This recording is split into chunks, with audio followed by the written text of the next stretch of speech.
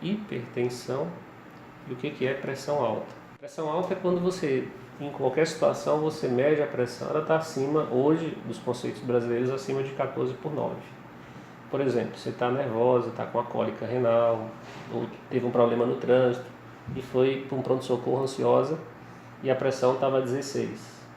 Mas você não é hipertensa, então ali naquele momento você está com a pressão alta. É diferente de hipertensão.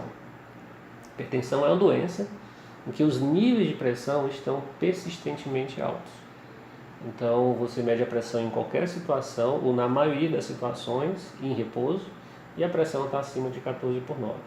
Então, quanto mais baixos os níveis de pressão, melhores para todos nós.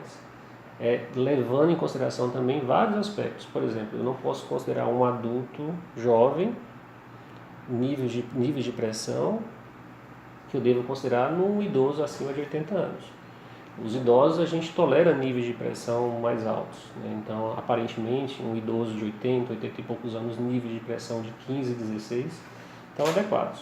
Então, cada caso, cada paciente deve ser individualizado para que a gente consiga manter níveis de pressão na meta.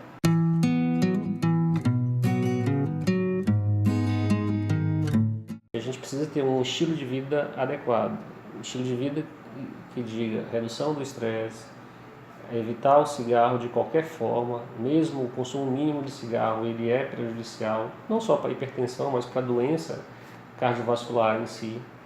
O consumo de sal também ele deve ser reduzido na medida do possível, para o menor nível possível, e, portanto, a gente precisa evitar o consumo de produtos industrializados, tentar, na medida do possível, consumir mais produtos naturais em casa e mais frutas e verduras.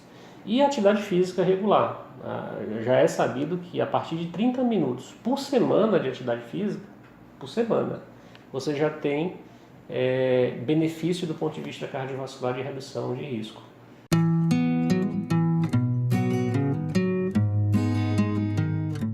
Então, a hipertensão é uma doença silenciosa, assintomática e que não causa problemas a curto prazo.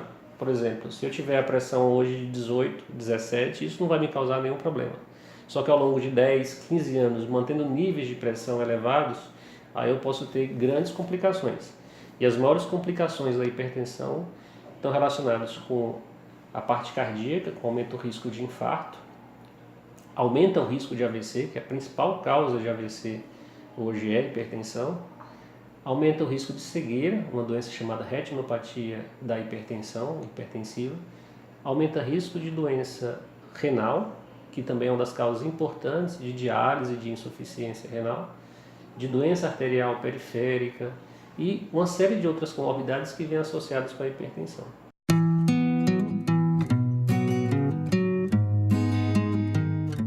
Se você tem pais que são hipertensos, ou pelo menos um pai ou uma mãe que é hipertensa, tem mais de 40 anos de idade, você deve fazer um acompanhamento clínico regular. Antes dos 40 anos, a pressão deve ser medida, claro, né? Após os 20 anos de idade, a pressão deve ser medida, não digo com regularidade, mas pelo menos, eventualmente, uma medida isolada da pressão arterial, para que a gente possa definir esse comportamento.